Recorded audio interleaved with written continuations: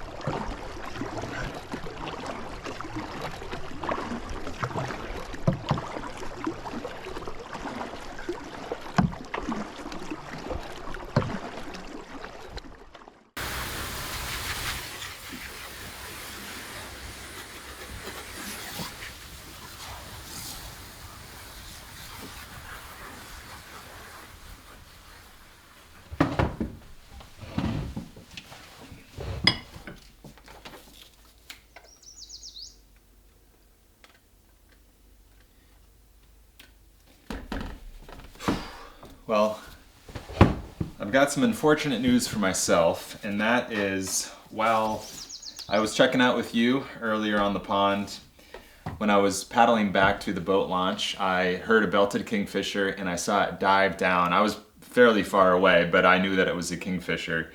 So I paddled over and was just waiting around, trying to shoot some of the red-winged blackbirds, some of the warblers over there, and I noticed that my camera was getting progressively worse. Now, this lens, this 200 to 600, is fairly heavy, and over the course of using it in the last year, if you hold the camera just by the camera body, it's putting so much weight on the mounting ring itself. And I've noticed over the course of that last year that the nodes that connect the lens to the camera body have been faltering, and that connection will cut out, and effectively, and I'll overlay some footage, it'll cut out, it'll not recognize the lens, and the camera will still record, but the screen essentially goes black, the aperture will say F dash dash, and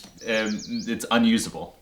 I was trying to take some photographs of those red-winged blackbirds and some of the warblers hanging around, and I couldn't even get my camera to focus because the connection from my lens to the camera body and those nodes that connect to them were not working at all.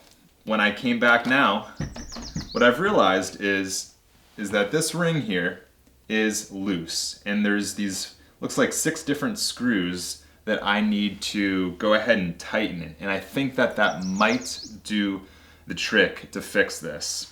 The only issue right now is I don't have a glass repair kit to have a little screwdriver small enough to tighten that up. So right now what I'm gonna do is, once everything opens up around 8:30 in the morning, I'm gonna go head out and try to get myself a eyeglass repair kit and see if I can tighten that up and fix the problem.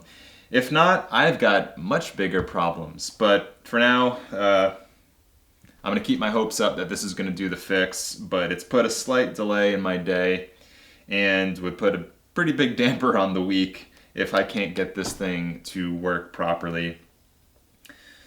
Oh, it's always something with camera gear, as most of you probably know.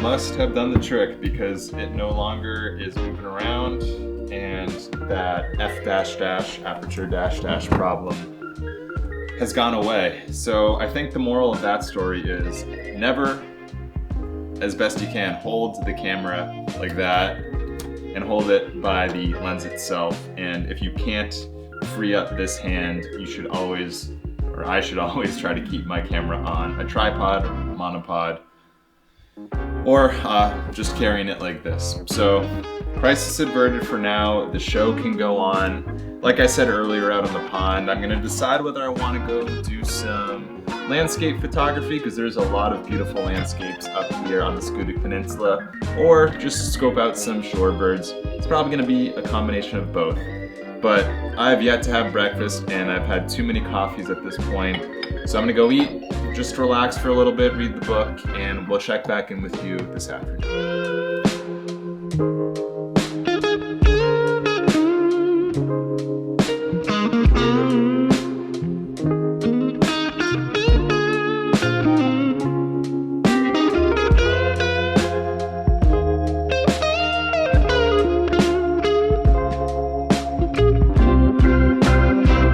Well, good evening, everybody.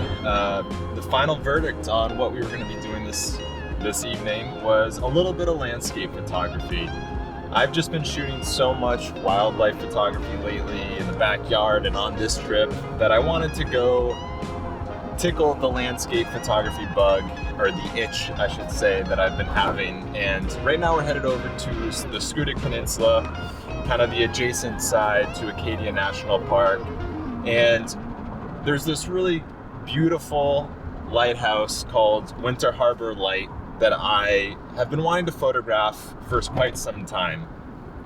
Now, one of the most popular photograph destinations on the Scudic Peninsula side of Acadia National Park is a location called Raven's Nest, and I'll overlay some photographs that I've taken of that spot in previous trips up to the Down East area, and wanted to shoot something different. Now, I have shot Winter Harbor Light before, but never during sunset, and I thought, you know what, let's try something new as I take this sharp turn. And I've scoped out a spot during the day. It's a pretty standard shot, but it gives you a nice background up into Winter Harbor with some of the rolling hills that this area has, and I thought that would be a perfect spot for the sunset location. Now, looking at the sky, I'm seeing a lot of blue sky, but there are some cloud cover. And this location, and I'll show you in a bit, is shooting directly into the sun. So I'm really hoping that the clouds stick around and we don't just have a really bright blue sky with maybe a little bit of color. I'm really hoping that some clouds hover over the area and we'll be in for a beautiful sunset shot. But yeah, let's get out to the location and I'll show you a little bit more of what we got going on.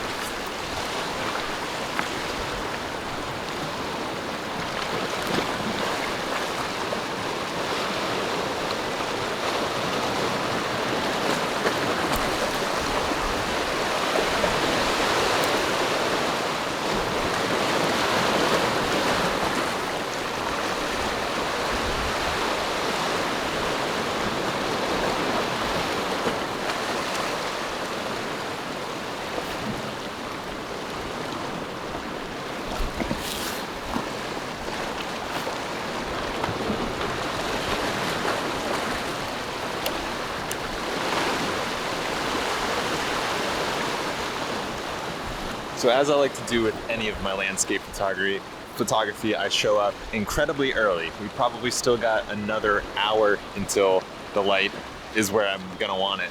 But for right now, I'm gonna show you on screen here kind of what we're looking at.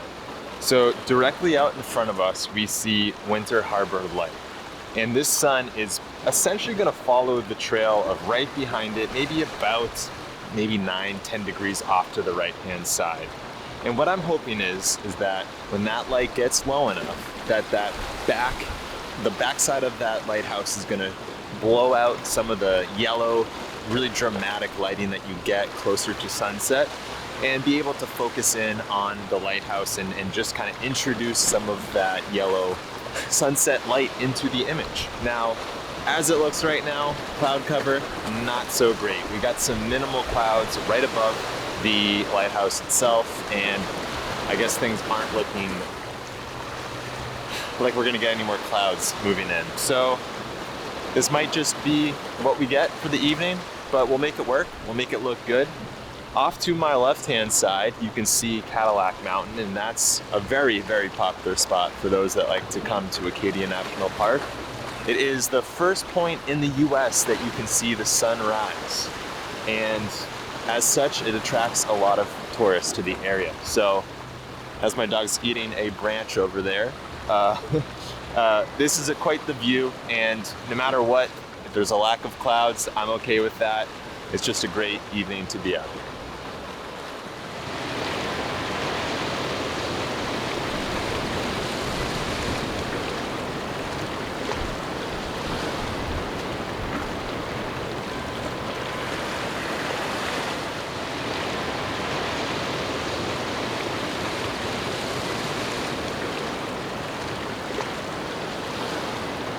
And so for the last 10 minutes or so, I've just been messing around with my composition.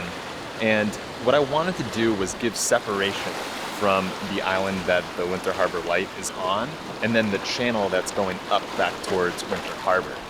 My tripod's pretty high up right now. It's about, at my eye level if I'm standing fully upright at 6 feet tall, not an inch less.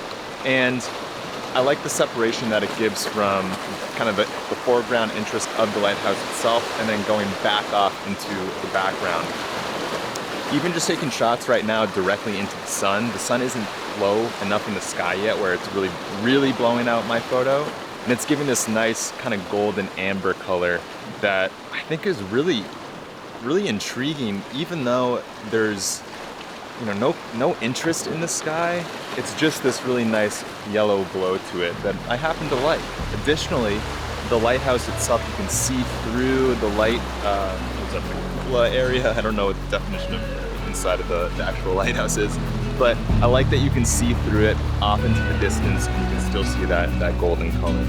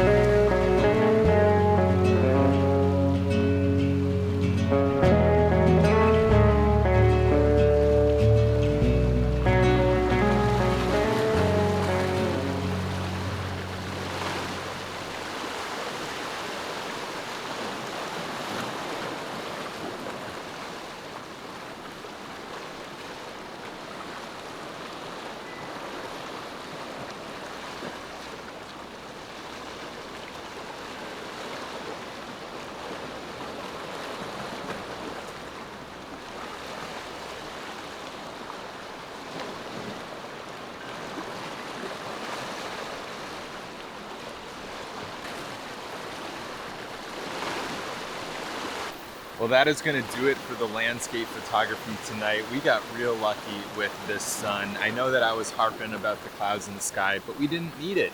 The only thing that could have made this evening better would be a homemade chocolate chip cookie. And I'm glad that I got one right here. That was an incredible evening. I hope that you enjoyed the landscape side of photography here on the Schoodic Peninsula. A lot of people head over to the Maine park and on the Bar Harbor side to do their photography, but don't forget to come over to the Schoodic Peninsula because you get a great view both of the Winter Harbor Light and also a few other spots up and down this shoreline. We got, again, real lucky with this light. I wasn't quite sure where it was headed on the horizon, but I was able to get 2 different spots in one evening. So definitely recommend when you're up here again, come over to the Schoodic side of Acadia National Park. But right now, I'm still thinking about that morning photography with those loons. When I headed out there this morning, I felt like I got there just a tad bit late. I could have been out there 30 minutes earlier. So what I'm gonna do tomorrow morning is head out there 30 minutes earlier and see if we can get some great captures again of the common loons over at the local pond. So sit tight. I'm gonna get some rest this evening and I'll see you very shortly.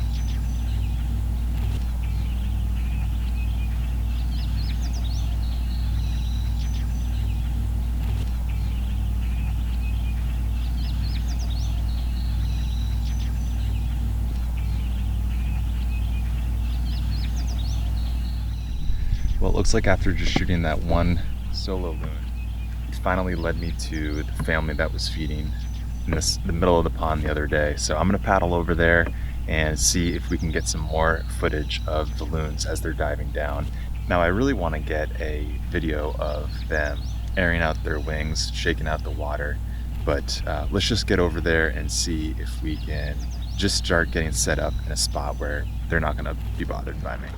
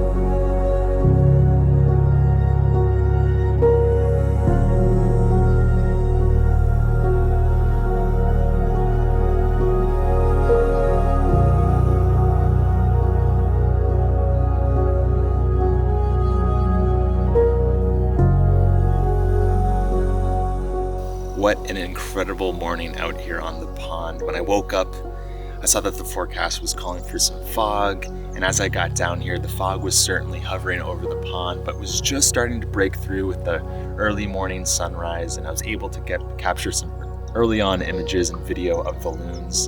And then all of a sudden, the fog bank just must have pushed off the ocean and hovered over the pond itself. I lost sight of the loons, but then was able to maneuver myself into the area between the islands out here, and all of a sudden spotted the loon pair again. So I paddled up, was taking some video, was taking some images, and then all of a sudden one of the loons just kind of turned towards me, and I was like, great, perfect, I'm gonna have this loon profile shot, and would have been happy with that image. And then all of a sudden it just started taking off, flying right in front of me, no more than 35-40 yards out, and I got the best photos of common loons that I have ever taken in my lifetime. Truly an incredible and memorable experience out here this morning. I'm really happy that I came back out. I just wasn't satisfied with the first morning when that sun was shining and making the shots really hard to get after that first 10-15 minutes of daylight. But I want to leave these images just as their own standalone slideshow. So I'm going to leave the slideshow at the very end of this video. Be sure to stick around to see those because I truly believe that it was the best shots that I've ever taken of loons. But with all that said, if you're not currently subscribed to the channel, you might consider subscribing to see more wildlife vlogs just like these. And of course, I like to incorporate landscape shots if that's something that you're into my vlogs as well. And for those of you that are already subscribed, I can't thank you enough for watching my videos week in and week out. It truly means a lot to me, and seeing the comments that you leave down below just reassures me that I'm making the best possible content that I can. If you'd like to go the extra mile, you certainly can hit the thanks button down there to leave a small monetary tip. Every dollar just goes right back into making these wildlife and landscape vlogs for you all here on YouTube. But enough of me talking, because I want you to see these shots that I just took. So thank you again for watching, and I look forward to seeing you again very, very soon.